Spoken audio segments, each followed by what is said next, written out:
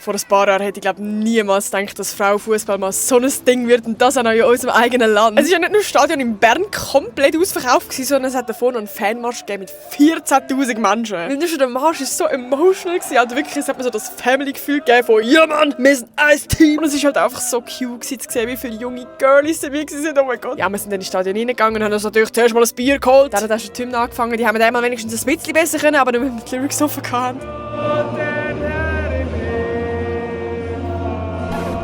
Was du siehst.